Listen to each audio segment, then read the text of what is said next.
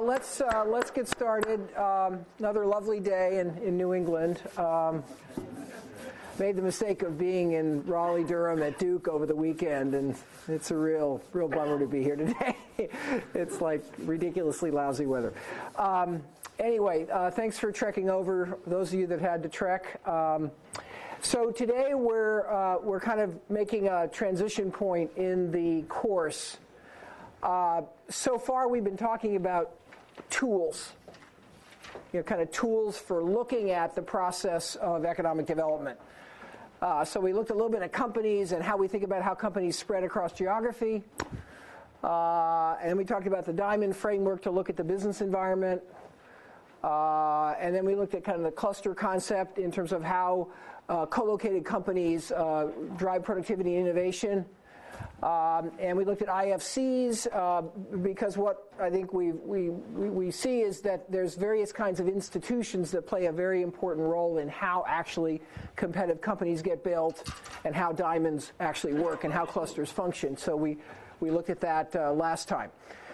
And we've sort of put out an overall framework that says that when you look at competitiveness, you not only have to look at these tools, but you also have to look at all the stuff that you're used to looking at, like macro policy, social institutions, and so forth, but that we've been really focusing on the micro part. And hopefully what you're getting a sense of over these sessions is what's inside the black box of development. Because most development theory is about these broad framework conditions, and somehow magically companies get competitive. And what we're trying to understand is how does that actually work at a micro level? And what are the roles of various institutions and policies in that process? Not to diminish the importance of having good rule of law and sound macro policies, but what we're trying to do here is get inside the black box. And you can see how intricate and how complicated that is. This is the holy grail of development. How can you actually build competitive businesses? Most of the framework policies are easy. I mean, they're not easy politically, but they're easy conceptually. It's this actual process by which companies and ideally a whole cluster actually achieve productivity, and how that actually happens, and what role various actors play in the process. So we've been kind of looking at that process. We've been looking at the series of tools. And now what we're going to do today is we're going to start talking about what I would call strategy. And strategy is the overall set of choices one makes in order to drive a location to a higher level of development. There are thousands of discrete policy choices that have to be made, maybe even tens of thousands in development. And, people spend their entire career on one or two of those policy choices. How do we set up free trade zones, or, how do we do appropriate macro monetary policy, or how do we improve public schools, or, how do we build a university system? You can spend your entire career on just one or two of these policy areas. You can take an entire course on most of these policy areas. But ultimately, from a leadership point of view, the leaders of any jurisdiction, country, region have to develop some kind of an overall plan, to drive that area forward.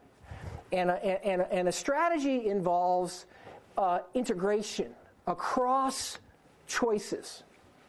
So you can't look at each choice sort of as a standalone, separate choice. You got to look at all the choices together, and you got to understand, how do I think about these choices as a group? What are my priorities? What sequence do I want to achieve, and most importantly in strategy, where do I want to get at the end of the day that might actually be advantaged or distinctive? And from a company point of view, that's pretty obvious. How do I get a competitive advantage in my market? From a country point of view, countries, though, are competing to become an attractive location for business. And so when a country says, what's my strategy, the country has to figure out, okay, why would I be a particularly attractive location for business, compared to all the other locations out there? And in a global economy, there's lots of places that businesses can locate. So we're going to talk about strategy. We're going to start with the most typical unit of analysis, which is the nation. Today's nation is pretty small, and that's by design because it's a little less complicated. Tomorrow, so today we'll look at advanced economy that actually started out pretty poor, and we'll move all the way to $440,000 GDP per capita, and kind of look at that whole sweep of choices over a 30, 40-year period. Tomorrow we'll look at one of the poorest countries in the world, Rwanda, and we'll talk about how they get off of zero. How do they move away from zero income, which is in effect what they have. And so we'll kind of look at the bookends of development process. Then the following week, we'll scroll down to the subnational region. We're going to look at the state of Connecticut, which is the most prosperous state in America, and look at its strategic issues. Then we'll scroll down to a city. We'll look at New York City under Mayor Bloomberg, and scroll down to that unit of analysis. And what we'll see is that all these units of analysis are connected. What the nation does affects what the state does, affects what the city does, and they're all connected. And one of the key themes, hopefully, that emerges from the course is we've got to actually think about economic policy at a multi-level perspective. We can't have an isolated view in any of the units of geography. And then I can't remember when the break is, but the next step will be to look at the neighborhood. So we'll look at Central America, and then we'll look at Europe as an attempt to integrate an economic area, including multiple nations that retain their sovereignty. So what does that mean? How does that matter? How can that affect competitiveness and development? So that'll be our kind of trajectory for the next few weeks. And again, what we're focusing on is fundamentally the question of strategy, not the detailed choices per se, not applying the tools per se, but how do we put it all together? How do we think holistically about a set of choices? And believe me, this is a very scarce resource. There are very few countries and regions that actually have a strategy. Most places just kind of bump along, try to get a little better every day. Occasionally they get excited and they want to have a free trade zone and they're very proud, and then they want to do this and then they want to do that. Very few regions actually think systematically and long term about what we'll call strategy here. Okay? Now, we have a number of guests, so let's get them introduced, and then I want to take a minute on last time's session because we ran out of time. Hazim, you want to? I would like to introduce MIT colleagues. Some of them are from Singapore. There's Brandon, he works for the Ministry of Defense in Singapore, and Ninsu, he works for the Singaporean government, and Jitsu, he works for Mitsui in Japan, and Jason, he works for the Economic Development Board of Singapore. Good. So, well, welcome to our guests. Thank you for coming.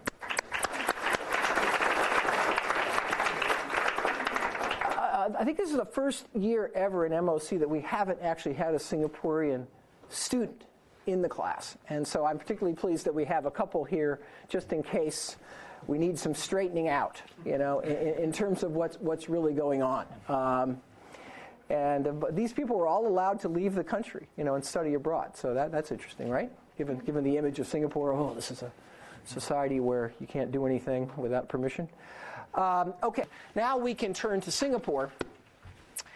And this Singapore case is a new edition of the Singapore case. We've had a Singapore case for a long time. This is a new edition that's been a collaboration with our Singaporean affiliate. And this case is still a little bit rough, so we need to clean it up a little bit. But hopefully it gives you a very rich story of a quite a long period of time. And Singapore is in some sense probably arguably the most successful economic development success story, certainly of the century, in terms of where it started and where it got. So I think it's quite interesting for us to all have take a look at this and look at it not in a narrow way, but look at it in terms of the sweep of time over a fairly long period of time. I'm going to ask Professor Ramirez to help me again in terms of, because my mobility is better, but still not 100%. And what we thought we would do is we wrote up on the left-hand side of the board we thought it would be very interesting to ask ourselves, what was the balance sheet that Singapore had, in 1960, 1961, and 1962 when they were starting this whole process? So just to kind of frame our discussion, what were the assets Singapore had and what were the liabilities that they had as sort of starting conditions? And in a perfect world, we would discuss this, but we don't have time to discuss it. So they clearly had a natural harbor. Okay, that was good. You all know that. They clearly had a pretty good location. If you were driving a ship around, that, the chances are that wasn't a bad place to stop. Okay? So that was good. They had a pre-existing duty-free trading hub. And so they'd kind of done that. They had some commodity processing. It talks about rubber in the case, particularly in the early years. They had a large British military presence, which came with some facilities and things like that. They had a British administrative tradition in terms of a civil service where there were Singaporeans that were in the civil service, but it was run like sort of the British civil service. So that at least there was sort of orderly administrative legacy there.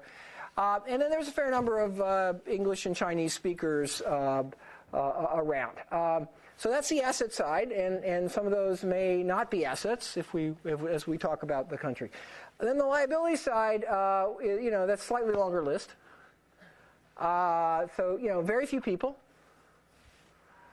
very little land, no appreciable natural mineral resources of any kind, limited to none workforce skills, a lot of unemployment, limited infrastructure, no industry, except for the trading stuff, a poor neighborhood in the sense that everybody around them was pretty much, poor, political instability, and a, well-established communist party. And finally, the British military is picking up stakes and leaving. Okay, so this is really where this country starts, and it's always interesting to me that Lee Kuan Yew cries when the Malaysians kick him out. And if you look at that balance sheet, you say, I get it. I understand why you're crying, buddy. Because, the assets are, a little bit tenuous and the liabilities are very real. Okay. So what I'd like us to do is let's understand, okay, what's the strategy that they used to kind of build this economy? And in terms of history, let's kind of put it through, let's go from independence through kind of 1980, which is kind of leg one. And then we'll talk about how did they shift it over time in the 80s and the 90s. And then, time permitting, we'll talk about the latest effort to develop the next strategy, which is the Economic Review Committee. Caleb, I'd like you to start us off. So give us the essence of the Singapore strategy really coming out of independence into the next 20 years. What did they set out to do? Well, basically, they were trying to build fundamental institutions of the economy to drive the economy going. Yeah. And to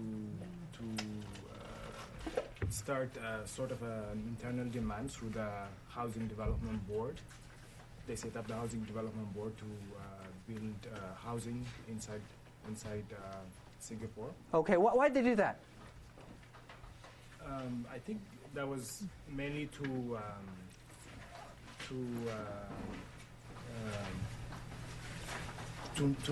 make Singapore viewed as a viable country for investment and a stable economy. Okay. And also they wanted to reorient themselves as an export-based economy. Okay, so that's kind of a high-level point. They say we're going to go from import substitution to export promotion. Yeah. So that's kind of an overarching theme. And then one of the key policies was housing development. What else? Give us 2-3 of the really critical aspects of what you would say their strategy was. And then the other one was to upgrade the skills of the workforce, because the workforce was the human resource was not skilled enough. Okay, how do they do that? One is by actually allowing foreign workers into the country. Okay, so opening up a little bit to some foreign workers, yeah? Yeah, both skilled and unskilled workers. Uh-huh. And mainly these countries included the neighboring countries, Malaysia, Thailand, Indonesia, the Philippines. And then another point was also to look at the port as sort of a natural advantage that they have in the region. Uh-huh. And making it sort of a destination for shipping lines around the world. Okay, how do they do that? One is by continuously expanding it and upgrading it. Okay. And also by building, they say by building the first container freight terminal in 1972, and also introducing 24-hour berthing service. Okay. All right, so one more key point. Export promotion, housing development, improve the workforce, and make the port a world-class port. Yeah. And then One more is, they also debated whether or not it was very successful, but it was also setting a very high wage within the local labor market to make sure that they will shift the companies into. Okay, when did they do that? In 1979. Okay, so that's now quite some time. So let's hold off on that. I would argue that's one of the signs that they're shifting. So go back to the early period and how they get this thing going. I'll give you one more. Oh, okay. Then perhaps on the macro level. Yeah, what did they do? To try and manage the exchange rate to close to market rates, and also allowing the Singaporean currency to float, and reducing tariffs. Okay. And duties on imports and exports to set them at a very low rate. Okay. All right. So you're now exceeding your quota. All right. Okay. So Caleb says, at the kind of broadest level, you're talking about exports, export promotion, and then the kind of key enablers to get that to happen are macro, monetary macro stabilization and liberalization, housing, skills, the port, and opening the economy. Okay, so that's kind of the set policies you identified. Okay, so that's a good start. So Suli, how would you articulate the kind of framework, the strategy that Singapore used here? I think in terms of what he mentioned earlier, I think is not a. First of all, there's another crucial component. Yes. Which is that they try to increase the savings rate in the country with the community fund. Okay. So because for us to be able to promote domestic investment, you need to have savings to provide capital in the market. Okay, so build savings, and how'd they go about it? So that they have the forced savings, basically, the central provision fund, where basically you have to allocate a portion of your income, and the companies have to contribute for the savings. And does any other country do that? I think Hong Kong does something similar nowadays. And how about the United States? I guess you could have the 401k plan nowadays. Simply. So let's not, again, people that like to make Singapore into some weird place use the phrase forced savings. Whenever I hear the phrase forced savings, I want to make sure that's what Social Security is. It's forced savings. That's what any pension system is. But in their case, what's different about Singapore? I think one is first the size, the magnitude. Okay, so boy, they say, wow, you better save a lot. Yeah. No nickel and diming here. We're going to have a real high bar for that money that you're going to be asked to put away for your future. And the second one is the use of proceeds. So what they do with those savings? We have this, Temasek, for instance, they use some of the savings to invest in certain industries. Could be petrochemicals or other sectors. So I think it's so very high savings rate. And the second one is that they use it for domestic investments. Okay. All right. So in terms of macro policy, we should add, promote savings. Oh my God, what was that? Oh. Okay. It's all right. It happens to me too. Doesn't mean I like it. Doesn't mean it's okay. It happens to all of us. Okay, so there's a savings piece. And why would savings be particularly important for Singapore? I think because, when we look at terms of GDP components, right, we have, consumer spending, you have investment, which is one of the crucial parts. So, and for investments, the counterpart of investment is savings. So you can have it from either private savings. Why does Singapore need investment particularly? So when we looked at it, they had a very small government budget. We saw that. It was a very tiny country, and they wanted to. So you can either get capital from foreign investment or have it domestically through savings. Mm-hmm. And what did they choose? They chose to get domestically. There are two parts. One is they did try to attract FDI. Yeah. Yes, but in terms of also domestically, they did try to also increase the dollar. Okay. Increase savings. All right. Okay. So let's say that it wasn't just there was a let's build exports, but let's also attract FDI. Okay, so is that fair? That's fair. And how do those two fit together? How do those two fit together is, one is they had to have sophisticated capital markets for all the pool of capital, and to attract FDI because is that when they invested in certain industries, like let's say the ports or the petrochemicals, it made also more conducive for foreign investment to arrive. Okay. All right, Imran. So their FDI strategy actually was a consequence of the British leaving. So with the British leaving, they had a major dent. They were supposed to have this major dent on their GDP and their employment. So then they started looking outward, which was to attract more FDI. And the reason behind that was with FDI, they were attracting technology. Because Singapore, as it was, they didn't have the technology to produce high value added. So that's why they needed to attract FDI. And for that, they were the first one in that region to open up to FDI, because given those times, it was just thought of like getting Western companies is like just a continuation of the colonialism. So for that, I think EDB played a major role in attracting all these firms by aggressively marketing themselves. Okay. Yeah. All right, and why were they able to get those firms to come to Singapore? So at that time, there was the external factor as well. The European and American companies were looking for markets to invest in. Yep. And suddenly you have this one country that doesn't have all those hiccups regarding colonialism and the Western imperialism. It's open. Yeah, it's open. Yeah. Okay, and so Singapore kind of has a vacuum. The vacuum is filled by offering it. Marina.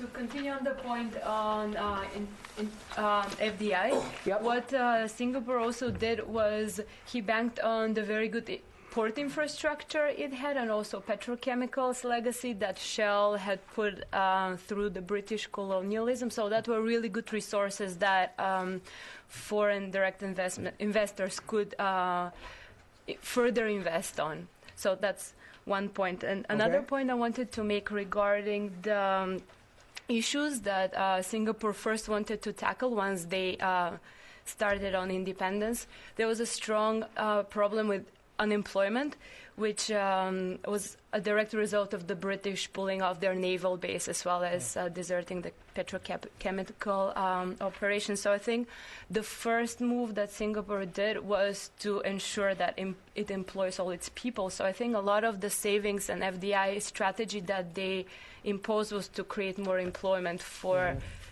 the projected 15% of unemployment that was in the country at independence. Okay, so the people that were unemployed went to work for the multinationals? In a way, the first move was the government to employ the people to work on housing projects. Okay, so first they started building stuff.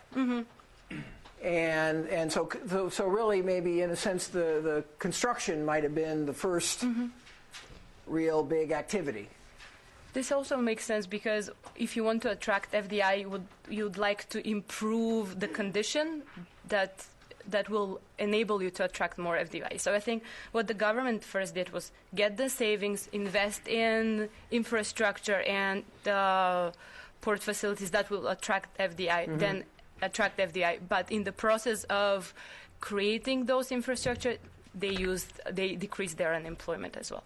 Okay, all right. So I think in terms of the overall strategy, it's this combination so far we've said of export promotion and FDI attraction to help drive exports.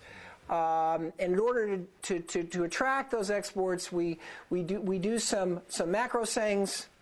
We start setting a set of policies that we think are going to create a better environment. So let's continue the Paula. Let's continue the story. What's the strategy here? Yeah, I wanted to mention there are some maybe not as big policies, but that contribute to round the whole strategy that I thought that were very interesting. Okay, what are those? The first one was that the government tried to build a Singaporean identity, because they also had to deal with the ethnical diversity that was in the country. Okay. Yeah, actually, we should put on the legacy, ethnic diversity. That we should definitely put it. Is that an asset or a liability? Depends how you go about it. I think that's why I didn't put it up there. They were strategic when, like if you try to build a national identity where you can use diversity to contribute to a common vision, it can be an asset. Yeah. Okay. And that's what they did. They tried to do that. At least they tried. Okay. Anything else? Yeah. Also, another thing that they do to run this strategy again was to invest in tourism. So they rebuilt all the sites that were that could be attractive to tourists. Okay. When was that? That was also. What was the time period? It was in the same time period. Yeah. And something that contributed to strengthen. Yeah, I mean, what I recall from the case is they tore down everything that attracted the tourists. They tore down the old Chinatown. They tore down all the old stuff. Then it's interesting. In like 2005, they start going back and trying to build up all the old stuff. So I think, so I think we got, again, one of the things we're going to learn in these strategy cases is when you're talking about economic development strategy, we're talking about a 20 or 30-year process. And therefore, I'm going to continue to be annoying about what was the sequence of events, what happened first, what happened second, what happened third. I just want to signal that. Please don't be mad at me. I have to do it, because if we don't understand the sequence of events, and I'm not being critical of Paula, she just was unlucky enough to have been called on last. But we got to keep the sequence straight. So I think we'd find that the early area was to try to tear down the old and build the new. And then later on, they started to try to, dig under and find some remnants of the old and trying to make, bring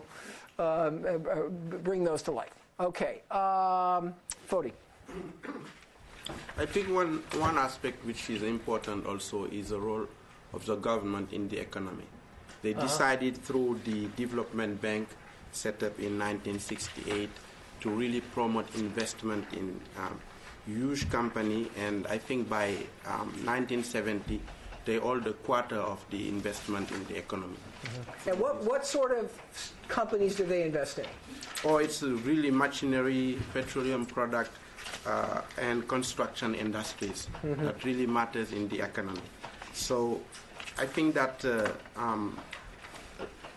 Singapore, this development bank, really start being an important source of growth and employment, which was also a key issue, the employment issue at the beginning. Okay, now the case is a little bit vague. Development banks give loans. This is typical around the world. Development banks give loans to lots of different companies. So that wouldn't be different if that was happening. What was different about Singapore's approach? I think that the approach of Singapore really is to focus, on key industries that are playing an important role in the employment and really the key factors of the playing an important role in the development of the industry and really having impact. Okay, so it's like the Soviet Union. Let's say if you take the construction, the construction is really linked to the housing development aspect. Okay. So if you invest in that aspect. Okay, so they seem to have really put a lot of resources in and actually own some construction companies. What else did the Singapore government own? telecom, petroleum, and other aspects which are important in the innovative aspect of the. But what is important, I think, which is very striking, is the legacy. Because if we could recall, Lee Kuan Yew initially party was from the Communist Party. Mm-hmm. And maybe this way also of central planning, which still is now a constraint in Singapore, is considered in the doing business later on as a constraint, was maybe also partly a legacy. Okay, An? I think, so logistics, NOL and Singapore Airlines. Singapore Airlines is one of the most profitable business Okay, so basically Singapore actually owned and built this airline. What else did they own and build? NOL.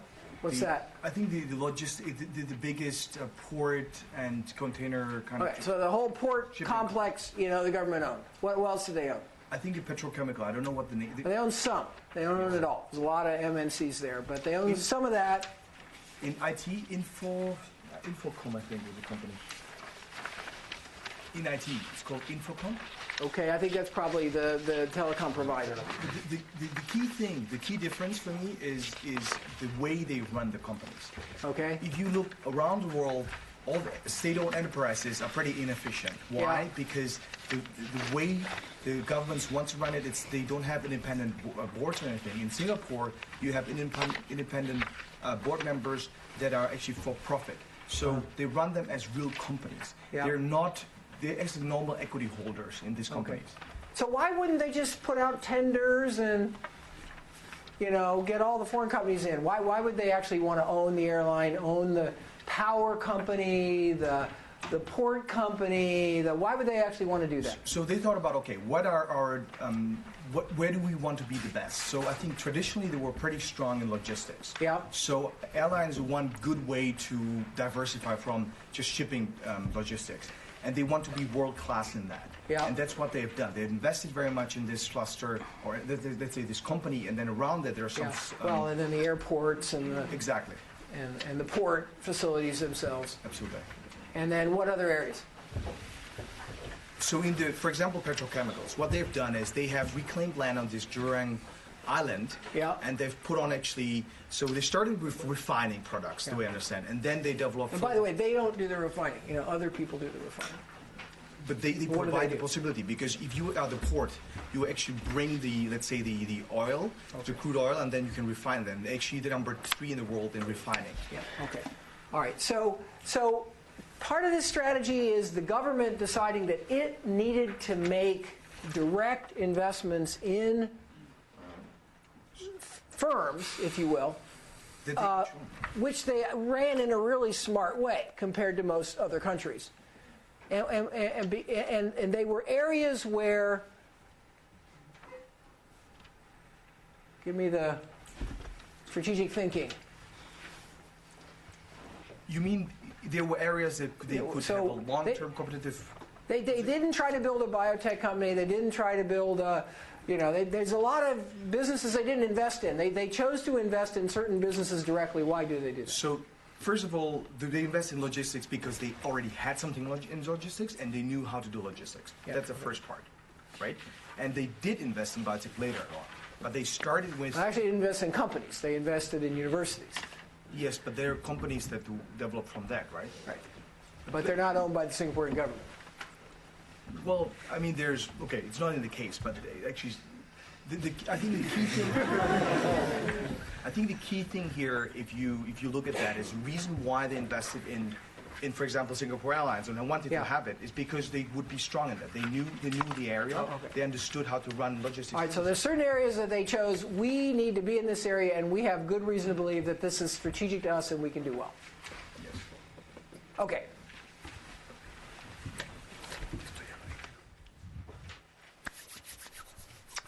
Shamila.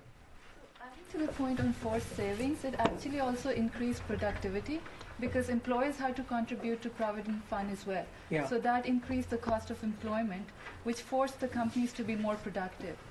Secondly, Singapore also had zero tolerance for inefficiency, so they allowed inefficient firms to go bankrupt. That was important too. Okay, so there seems to be a pretty hard-nosed kind of market. You gotta meet the test of the market here. So that's a key part of it. This is not a protectionist shelter all the companies model. This is a pretty brutal place.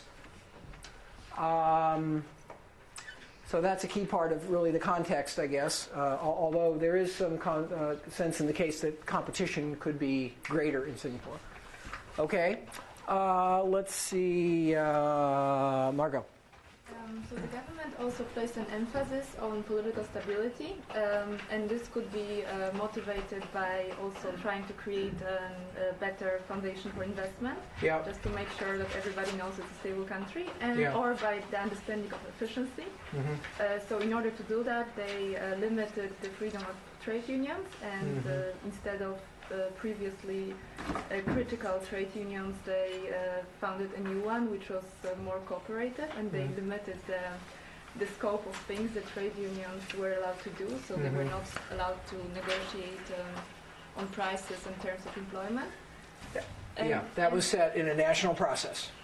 The national wage setting process. And also they contributed to creation of a responsible press, responsible media, which was not critical of the government policies, but so was, as it's described in the case, was basically free, but couldn't write critical things because if it did, the government was sort of. I thought that what they said was that if you write something critical, you have to publish our response. That's really unreasonable, isn't it? Well, it's interesting. Singapore is very interesting in kind of where do we set boundaries on things like the media and the labor movement, and what is quote democratic really mean, and it's a very interesting case. And let's come back to that some of that stuff later on because I want to kind of understand what they did that seems to have worked, and then I'd like to get at some of the underlying principles. Lilith. So what else do we need to get up here in terms of Singapore's strategy? Why is this such an incredible success story? Yeah, they reduced the tariffs and duties on export. Okay, opening is a key part of it. Yes, and they set up offices of this development bank in Hong Kong, New York, San Francisco. To do what? To attract multinationals. Okay, so really aggressive in going out and knocking on doors and saying, we want you to come to Singapore. And during the couple of months, they were able to really attract them, which is really surprising for me. Okay, so here's an incredible story about attracting foreign investment successfully. Why do you think so many companies wanted to come to Singapore? First of all, they opened up for the competition. So back to the point that this was an unusually open place at the time. They started building up a skilled labor force. This is the second part. So the workforce development was pretty good labor force, pretty good work ethic. And also they built the relations with the universities, which is the key part of building knowledge-based economy. Okay, so we should put up under factory conditions. There's some effort now to start building up the university system. Yes. So I think. So it's not just the training of the kind of blue-collar type workforce. It's an attempt to start building a university system that is credible and of significant value. Okay, Adam. So, although at the same time that they were, liberalising the economy, opening up, and doing all of that things, they made sure they kept hold of a few levers at the same time, which were going to allow them to ensure sort of macro stability. So, in particular, these limits on how many foreigners could come and work. Okay, so the kind of foreign workers was kind of a safety valve, wasn't it? Exactly. So they're sort of managing kind of, tightness of the labour market through that, and therefore inflation and the general kind of macro economic conditions. And similarly through the construction, that's a huge portion of their GDP. And was, by the way, was that all workers they were modulating the supply of? I think it was mostly on more the low-skilled side. Okay, so that's very important to understand. They were dying for any skilled person wanted to come to Singapore. Nice red carpet. Unskilled, we modulate depending on the needs. And then another tool that they had was just around the fact that they do have the ownership in the construction side, and this was a huge part of their economy, and so presumably giving them ability to push growth through. So they could ramp up the building, ramp down the building of the flats. Yeah. Exactly. Okay, Allison. I think what is interesting, what facilitates all of this development, is that they essentially had like a rigid governing elite that simultaneously had a meritocracy, which I think is very, very rare. Mm-hmm. So even though you've got this group of people that are very paternalistic, that are making all the decisions for this country, they also are, very focused on, high performers in the organizations and making sure the right people advance, the right people in the right positions. Okay, so let's actually take that cue, Allison, and turn here. So I think we got a lot of the key elements out. We were going to, if I had time, we'd talk about how the strategy shifted. And the strategy shifted by trying to push up the workforce skills even higher, invest in the university assets, broaden the cluster base from tourism to media to biotech, raise the level of R&D spending in the economy. You read about it all. I'm sure you memorized every single policy. Okay. They allowed the wages to rise. Indeed, they pushed the wages up to try to speed up the process of upgrading the economy, because they had the confidence. They had such a wonderful business environment that people would not leave en masse. Okay. They started moving from Singapore to kind of the neighborhood and trying to leverage their hub better by having tighter connections with the surrounding areas, which were lower wage. So as Singapore wages went up, they were able to outsource some of the low wage stuff to the immediate neighborhood, and then use the port and the financial center and so forth. So here's a process that starts in 1960s and goes for basically 35 years. And they build this incredible strategy and raise dramatically the productivity and grow the economy dramatically. So what I'd like to talk about is, how did they possibly accomplish this? I mean, this never happens. 35 years, clear, strategic direction, step by step, building the next plank, upgrading to the next level, building the next cluster out of areas of strength. How were they able to actually do this? And Allison has given us kind of, an interesting idea. It has something to do with the nature of leadership. It had to do something. There was this paternalistic meritocracy, and that's not the way most governments operate. And this one. So explain that a little bit more, Allison. What's really different about this that allowed this systematic, very long-term strategy to be put in place? I don't even know if I can totally explain it, but I feel like in this government they didn't try to pad these state-owned organizations with their friends and their buddies. Yeah. There was very, very low corruption, despite the fact they were a ruling elite. Yeah. They had. It sounds like everything was kind of done based on merit. It was, you're expected to perform. They didn't abuse their power in any kind of way, and I don't actually understand exactly how it happened in this country, because I think in kind of all the other defies countries, law of gravity. Yeah. Yeah, like I think of This other can't happen. countries, and I mean they would essentially like pad the organization with tons of bureaucracy, and a lot of really bad stuff would happen if you gave power to a very small group of people. Okay. All right. So Allison says they were able to pull this off partly because of the nature of the leadership group. Aminal. I think that's true to an extent, but I also think that there's certain structural conditions that constrained any the emergence of any opposition. So I think the policy towards labor unions was important. So either by banning their activities or centralizing wages, that wage institution, they centralized the wage setting. So that constrained the activities of unions, and so there's not as much activity going on at the unions. There's not as incentives for workers to participate through unions. Yeah. Right? How did workers do in Singapore?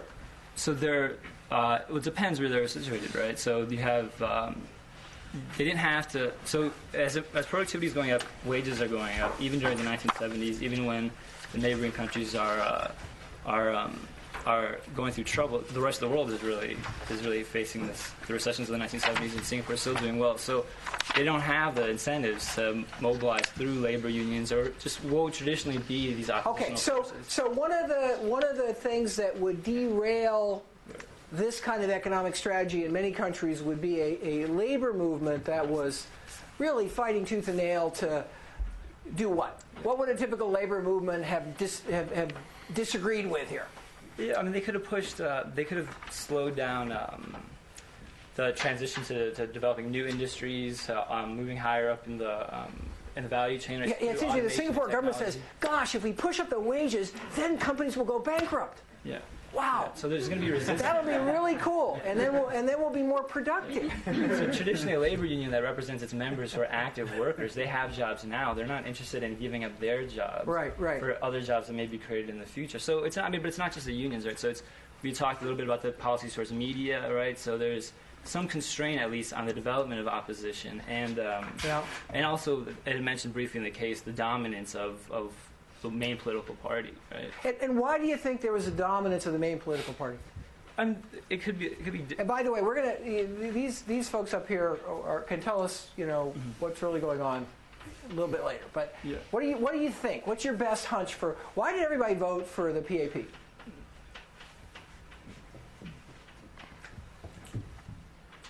I don't have a good explanation. I mean, there's one could say that things.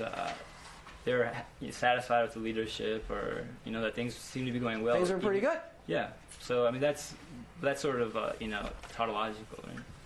Yeah. Okay. Carol. I think it's very important that they set up the economic committee, which is headed by Lee Kuan-yeow's son, who can afford to criticize Lee Kuan-yew for his policies, and who can sort of allow Lee Kuan-yew to grow sort of like the next leadership. Because I think in this controlled environment in a lot of developing countries, once you start a track, it's very hard to sort of change the trajectory because no one can afford to criticize the top leader. While for him, so there was an interesting process here. Every so often, they set up some kind of a group whose job was to sort of reevaluate the current policies and see, which are the weakness areas and what do we need to do to change that. And while in the mid-1980s, there's external depression as well. So they use that crisis as an external pressure to push for internal reform to transition to a more relaxed and more market-based economy, which they view as sort of a constraint and bottleneck of previous development. So I think that's... Okay, so in one sense we have restraints, constraints, the absence of certain kinds of opposition that kind of stand in the way of kind of orderly strategy and improvement over time. In another sense, we create our own criticism of what we're doing. And that's okay. Yeah. And nobody gets, sent away mysteriously for that. In fact, they put the future leaders often as chairman of those groups. So that's interesting. There's an ability to not have to fight battles that are very hard to win politically in other countries, but there's also this ability to be self-critical. Self-critical. Corinne. I also think that the size of the country helps. In a small country, size helps. Easier to harness, all the political power, willpower into this vision of Singapore. The strategy, and it was just, especially when they were constrained by human capital at the beginning, it was easier to have like a few people who really knew what they were doing, helping to get some. Yeah, basically there's a few hundred, leaders that ran all the agencies and were in the positions of authority, and that helps. Yes. Compared to the United States of America or Russia or something like that, where you've got hundreds and hundreds and hundreds of people, all of whom, may have a tendency in a much larger country to be territorial about, their region or their agenda or whatever. Here we have people somehow were able to create sort of a common agenda that was much bigger than any of the individuals. And that was interesting. Neil. Excuse me. I think they also managed this balance between FDI and state-owned enterprises really well. Hein brought up this mystery of why they picked certain companies and industries to own. And what struck me as being potentially a threat among those, things like airlines, the ports, telecom, is that these are the kinds of businesses which upgrade the overall business environment. So you've got to have you've got to have an airline if you want to be a regional business hub. And so I think that they were smart about selecting those kind of businesses that wouldn't look very attractive if you just put them up to tender. If you tendered for, a Singapore Airlines in the 60s, no one wanted to go to Singapore in the 60s. Yep. So they built what they had to build in a way that would make Singapore a more attractive object for all of the other FDI that poured in. Okay, so a lot of these are what you might call kind of business infrastructure type investments, which they had to kind of invest ahead of whether anybody realizing that this was a great place to invest in electric power or whatever. Okay? All right, again, what's the secret sauce? That's the question on the table. How can one have a rational, focused, sequenced economic plan to upgrade dramatically a country over a 35-year period? How can one actually pull that off? Philip, what would you contribute? I think one of the reasons, too, that drove all of this is coming back to the natural resources. They had no natural resources.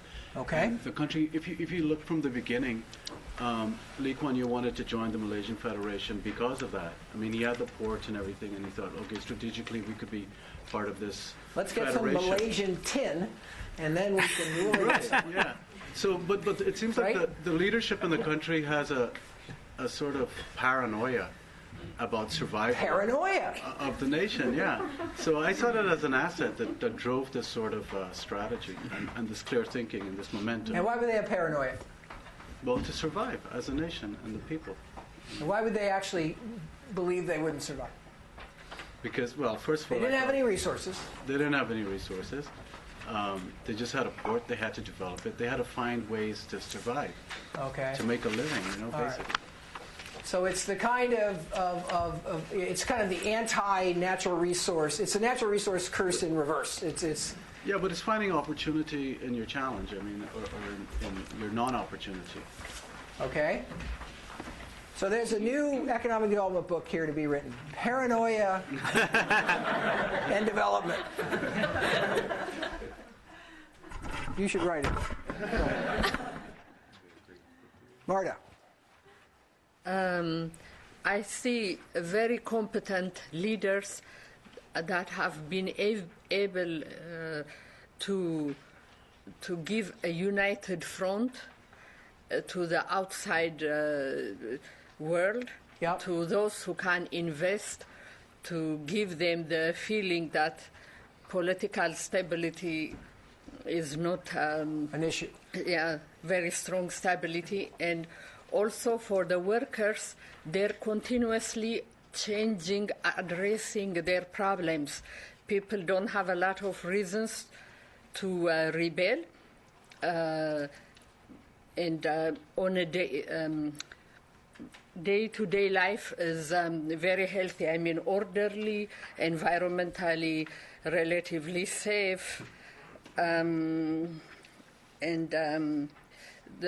the main strength that I see in the leaders is their ability to change and adapt to new crises or to new advantages, to take advantage of new things, and to change when it becomes necessary. Mm-hmm.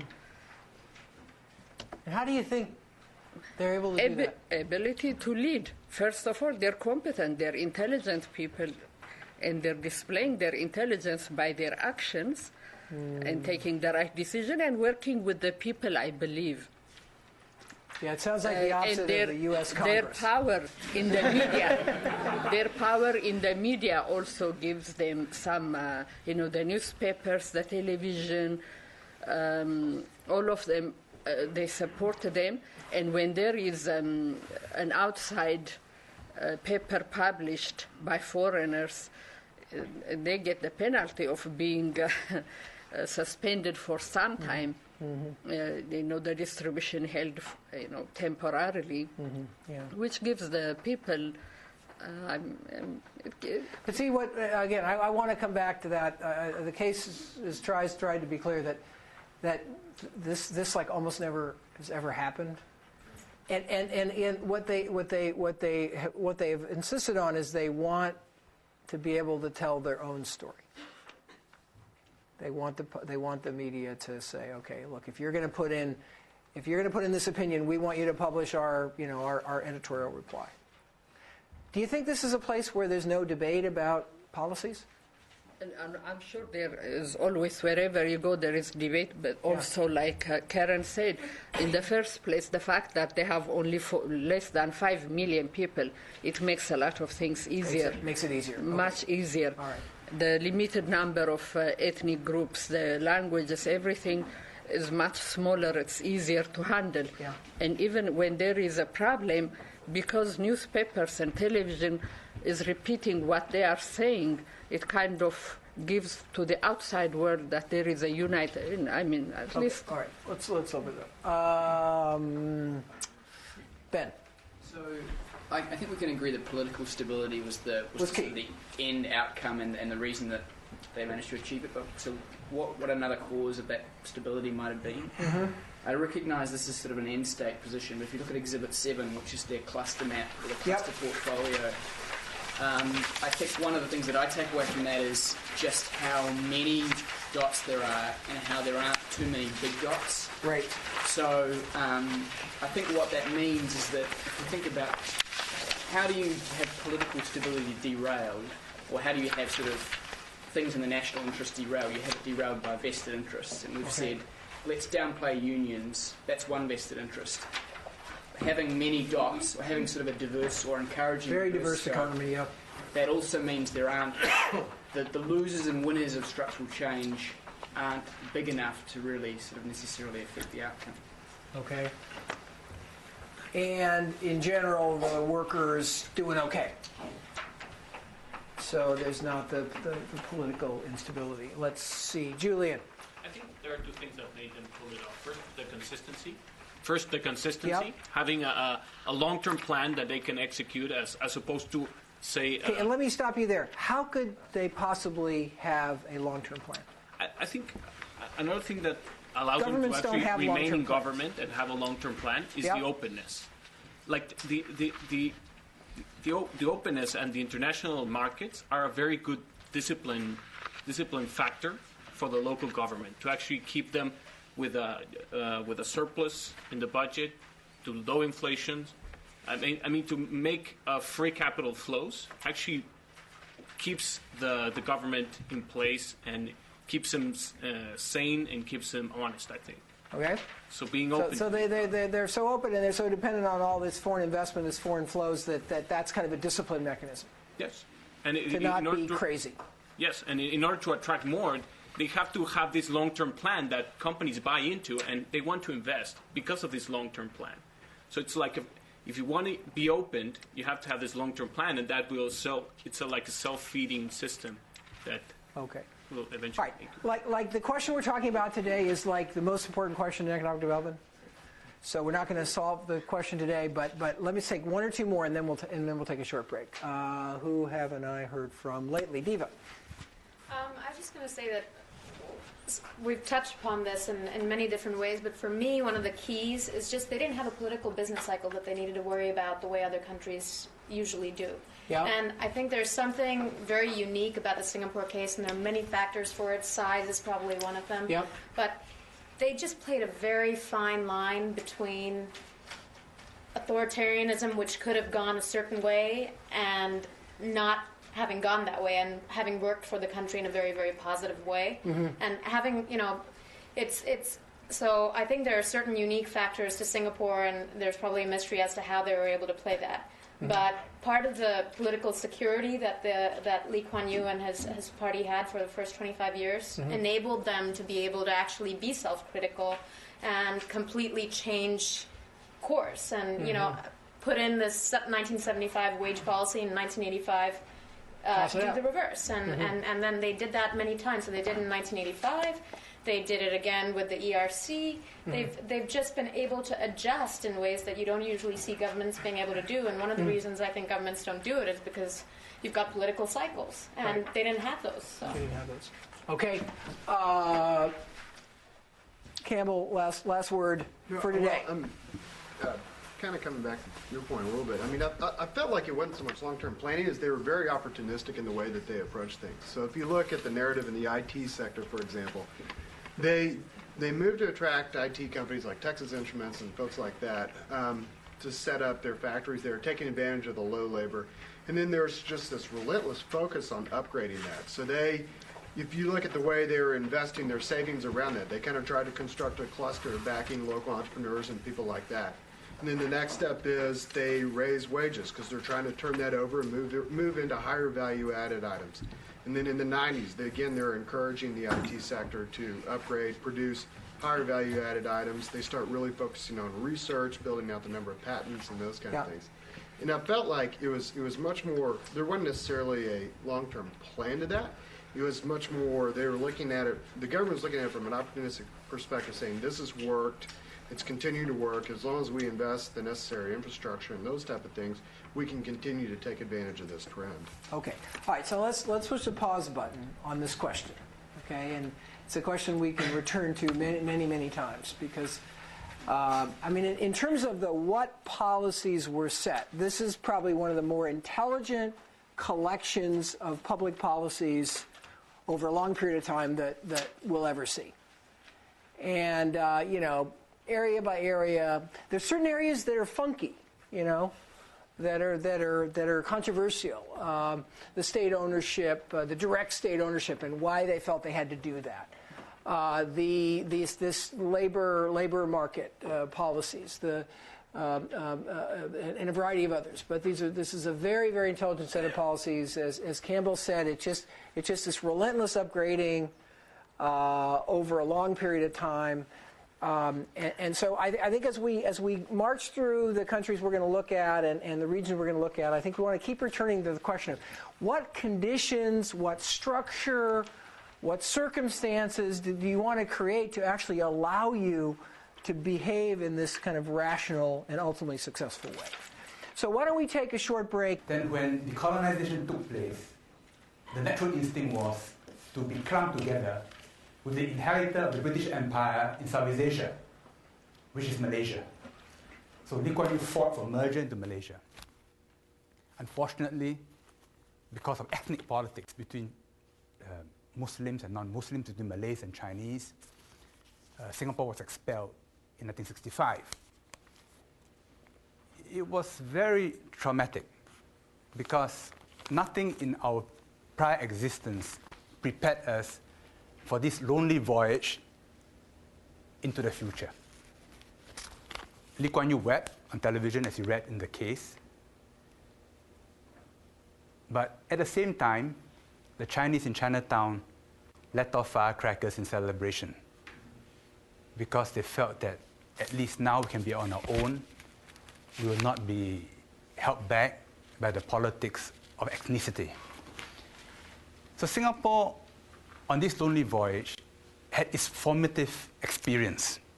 Because suddenly, everyone looked at each other and decided, look, we've got to make a go of this. And it simplified the debate. Then things became real life.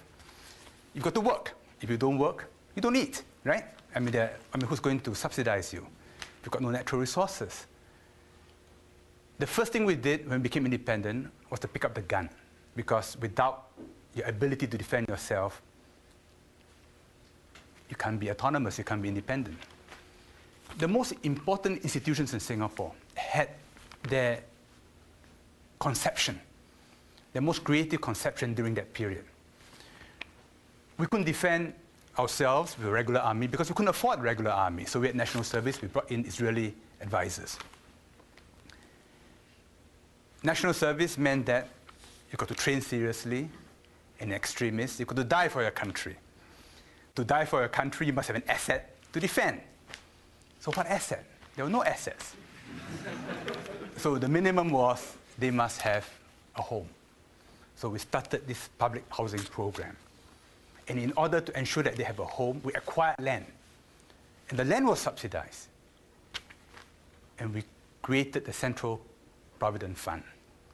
And one thing led to another. We knew we had to attract investments. How?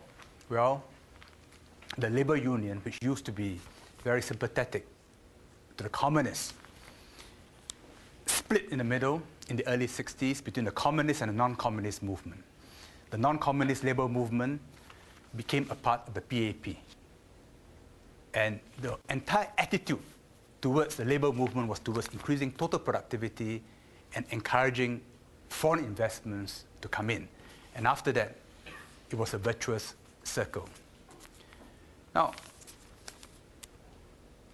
these practical attitudes towards global competition, towards life, remain very much in the political and economic culture of Singapore. Yes, we can quarrel, we can disagree, but in the end, we've got to make a living. So please remember that. We can have beautiful policies, but educate your children, because if they're not educated, they can't earn their own way in the world. And if you don't earn your own way in the world, how do you maintain the high wage levels which we have? If we have strikes, if we oppose rationalization, if we are inefficient, then why would anyone want to come to Singapore? I mean, we have a minuscule domestic market. Singapore Airlines grew not because there's domestic traffic, because there's no domestic traffic from a point, but because it had to compete from the beginning. Whether it's Singapore Airlines or Changi Airport, because there's no domestic market, because there's no natural monopoly, the natural attitude from the word go was to be competitive. In most airports, because they're local monopolies, they give you a rough time. I mean, they make you feel as if you're being done a favor to be let through. So you put up with it. So all airports, train stations are unpleasant experiences. Changi Airport is different because you don't have to come through Changi Airport. You can fly direct. You don't have to go through Singapore Port. But in fact, 80% of the containers passing through Singapore are transshipment containers. So we developed from the beginning a service orientation. But the key to all of this, is an ability to respond rationally to a changing world. If it's in the interest of Singapore to take fun more seriously, then we'll take fun more seriously. If it's in the interest of Singapore to deregulate further, to lower taxation, then we'll do so, because that is in our collective interest. Why we're able to do this, and why other countries, many other countries, are unable to do this, is because of the politics of Singapore, which some of you alluded to. You know, in the academic world, we tend to divide politics and economics into two separate compartments. And between the Kennedy School and the business school, is the Charles River is a Grand Canyon. Most of the time. And of course, Professor Porter tries very hard to build bridges across that Grand Canyon. And I'm glad that he's succeeding in his own way. In fact, for all societies, the political equation and the economic equation have got to be solved simultaneously. In all countries, governments are great at destroying value. They are great at destroying value because in all countries, politics is often the politics of rent, of vested interests. of opposition to change, because change means that I've lost my rent, and that therefore large groups are affected, and they oppose change. Singapore probably has the most rational and the most responsive and efficient public administration in the world. Partly because it is a city-state, it's compact, partly because there's a sense of insecurity, partly because we have zero tolerance for corruption. And some years ago, we had a minister who was being investigated, and he decided to commit suicide instead of facing the music.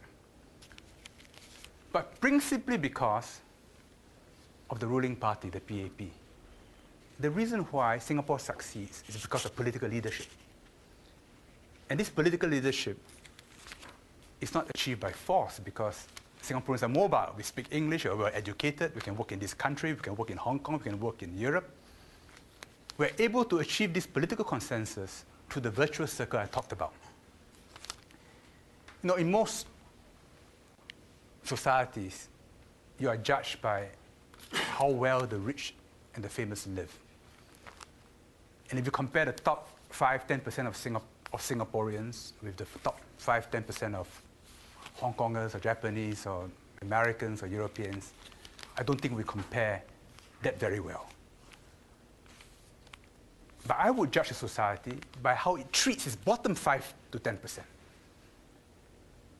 And by that measure, Singapore is hard to beat.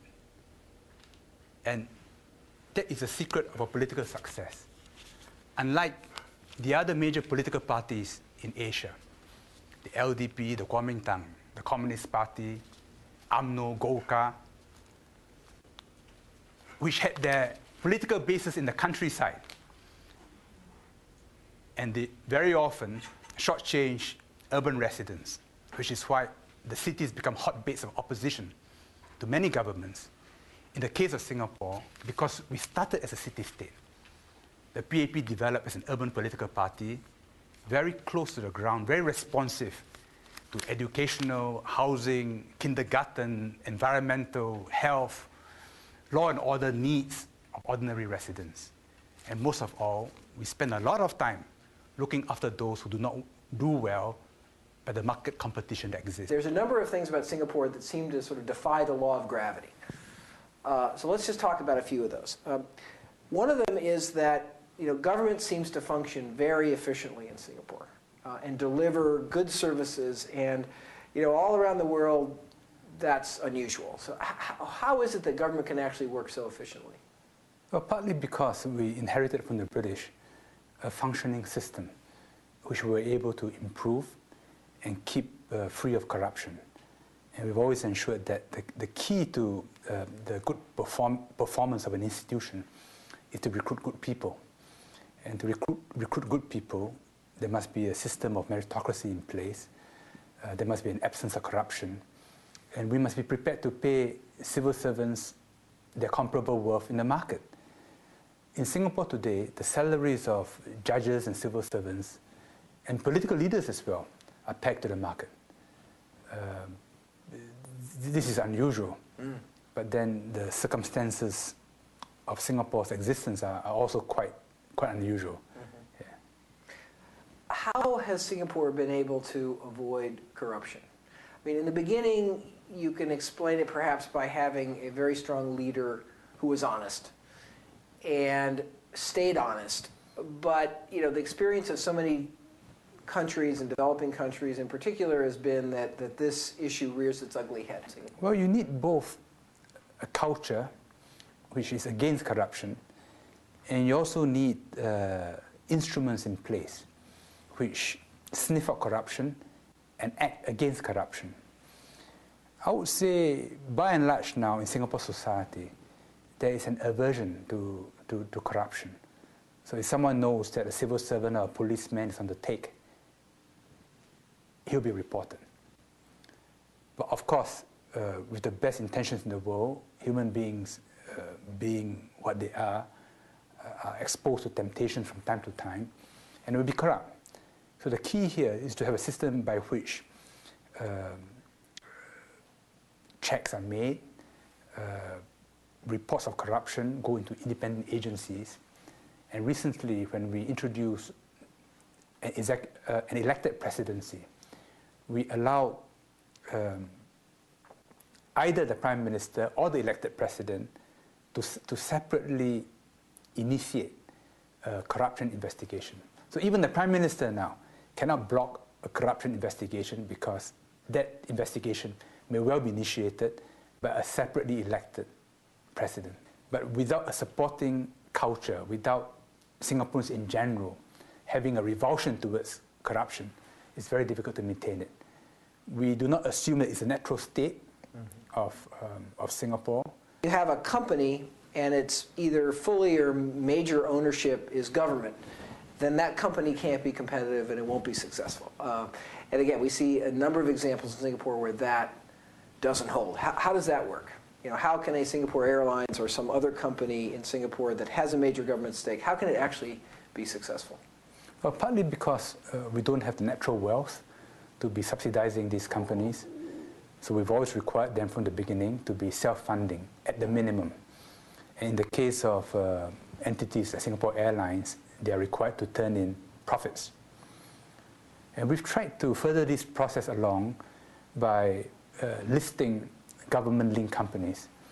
And our objective in the coming years is to privatize larger portions of them, to sell off larger portions of them, and privatize some of these government-linked companies.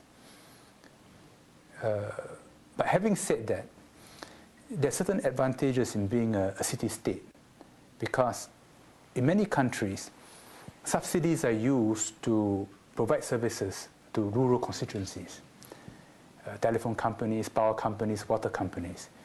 In Singapore, we are compact, so it's much easier to achieve the required rates of return. There's the immediate neighbors, Indonesia and Malaysia.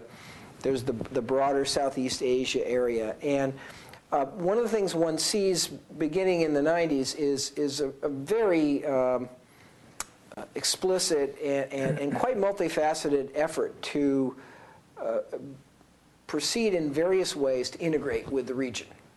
You know, at the broadest level, there's the APEC, and then there's ASEAN, and then there's the Growth Triangle, and then there's the Batam connection. Why is this? Why is that important to Singapore? These are all attempts by us to broaden and diversify the basis of our survival. The free trade agreements that we are now negotiating, we've concluded them with New Zealand, with EFTA, with Japan. We are likely to conclude the US in the middle of this year. We have proposed one with the Europeans. We are talking to Canada, to Mexico, to Australia. All these free trade areas are intended to give us more economic space, to give us easier access into these large markets so that we are more diversified. And the more diversified we are, the friendlier each individual country or economic partner would be to us, because he knows we have alternatives. Looking further into the future, with the end of the Cold War, I believe that Southeast Asia will still be held together, but this time by a common fear of being dominated by any of the big powers, be it China or Japan or US or Europe. So there is a common instinct to clump together. In fact, looking backwards in history, Southeast Asia has always been a collection of principalities in between the two big civilizational areas of India and China. Singapore is surrounded by and large by poorer neighbors. What's the economic benefit of integrating with poorer neighbors? Well, poorer neighbors means lower factor costs of land, of labor, of resources. If we are able simultaneously to integrate our economies of Southeast Asia, we will be able to bring in investments from Japan and US and Europe and compete more effectively because we are able to access lower factor costs. So that can be an advantage, provided we are integrated. It's easier said than done, it requires a lot of diplomatic and administrative footwork. This explains the growth triangle, which we talked about earlier. The growth triangle enables us to marry the efficient logistical and transportation and financial infrastructure of Singapore to the cheap land and labor, or to the cheaper land and labor available in Indonesia and in Malaysia. So the combination makes the region as a whole much more competitive. Each by itself may not be competitive, but if we're able to open the borders, simplify the procedures, remove custom tariffs, remove friction to the flow of people and of goods, then I think we can become very competitive, and Singapore's advanced first world facilities will be a great advantage to the islands and to the regions around us. And it's precisely this which we are trying to exploit through the US-Singapore Free Trade Area. We are going to extend access to the US market to the islands of Indonesia, which are near Singapore, in the first instance. And if that works, to extend it further afield. Then we'll be able to keep manufacturing and many other sectors in Singapore for many more years to come, despite intense competition from China. There's been this kind of relentless perspective that Singapore is controlling, kind of reduces expression. There's all the well-known anecdotes about haircuts and, various issues of personal, quote, liberty. How do you in Singapore respond to those issues, which seem so fashionable in certain circles in the West? Well, like all societies, we have our paradoxes and contradictions. You take, say, our very severe anti-drug laws. If you're a drug trafficker, you get a death penalty in Singapore. And many are hanged every year for trafficking in drugs. Unfortunately, not their bosses, but those who are being used by their bosses. It is self-defense, because if we allow Singapore, which is very close to the Opium Triangle, and which after the fall of South Vietnam was a major transit point for heroin, to take root in Singapore, a drug culture, then there's nothing else to talk about. So we develop certain instincts for self-survival. So if you come to Singapore, you are a guest worker, we welcome you, there are laws to protect you. But if you come in illegally, then there are strict laws which will kick you out. On issues like, say, pornography, if you put it to a referendum, most Singaporeans would prefer to maintain the existing situation. When I was a young minister for information and the arts, I liberalized censorship and was severely criticized for it and had to pull back. And that's not because the government was authoritarian, but because that was a popular will. So we are reviewing the position again. I'm not quite sure if we're going to liberalize. We may not. But we put it up to public discussion. Okay. Well, we have a number of guests from Singapore. I wondered if I don't want to put any individual on the spot, but perhaps you on the left, the EDB official. Would you want to make any comments on the discussion and try to bring any thoughts to bear on we just have a few minutes remaining, but I'm Jason from EDB. Actually, just want to make a comment on assets versus liability. I thought the point was actually made by one of the colleagues here, is that we think that actually having no natural resources is actually an asset and not a liability, because that allows us to have a clean government, low corruption or zero corruption, and the people having this sense that you really have to work to earn a living. And this is actually something that rallied the people around, willing to take a harsh policy for survival. I think this is a very key point that really galvanized the nation. That's just the point I want to make. Okay. Any other comments on the discussion? Well, no, I think most of the comments from the students that come. They're very smart, right? Yeah, very smart. In fact, I have a question. If anyone of you would like to venture this further, is something that we've been toying around for a long time. Is this economic model works? I mean, the cluster development over the last 30 over years work. But will these sustain us for the next 40 years?